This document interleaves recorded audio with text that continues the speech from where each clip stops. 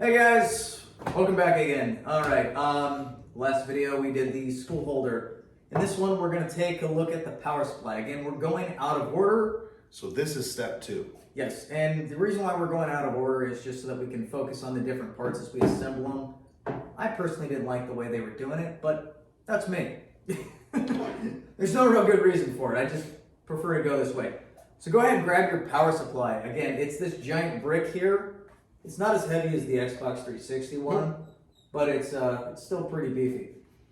So where do we put this? Well, before we get there, we're going to do something. All right. This thing is made in another country. They have different power than we do. Well, okay. understand voltage-wise. So let's bring right it now, up front. Let me. This is set for Go ahead, Jeff. 230 volts. Well, I hate to break it to all of us, but we don't run 230 in the US on this stuff. So we're going to go ahead and just flip this bad boy right down till it says 110. Okay. So now that it's actually ready to function in the United States. Excellent. Excellent. Okay. So we'll probably, I'll keep you, let's see, swap it around wherever we're at. Now we're gonna, I think from the manual, you're mounting it on the back, so they're probably gonna wanna see how we mount this. Boom. It's probably going to be your best bet. So, the way to tell the difference of which side is which, there's a switch and a plug. That faces out. Oh, okay.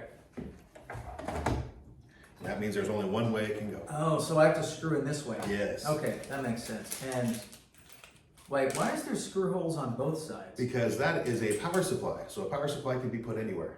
It can come for different machines. That makes As sense. in the SV06 has the exact same power supply, even though this is a plus. Okay. So what I usually do is I put one through and we get the top one just a couple threads in. The reason why is this thing is going to be very tight with the way it holds on to the system. So when we put this guy in here, it needs to be flush, otherwise it will cross thread. And if you cross thread it, there's no going back. Oh, really? So just take your time and go slow, and then once you get them in and even, you're good to go. Just slowly give it some love. I wouldn't have thought of cross-threading. Interesting. Because you gotta remember, this is thin sheet metal boxing, Okay. and it only has a very small amount of thread. Nice. So you wanna make sure you do it very slow and smooth, and don't over tighten it.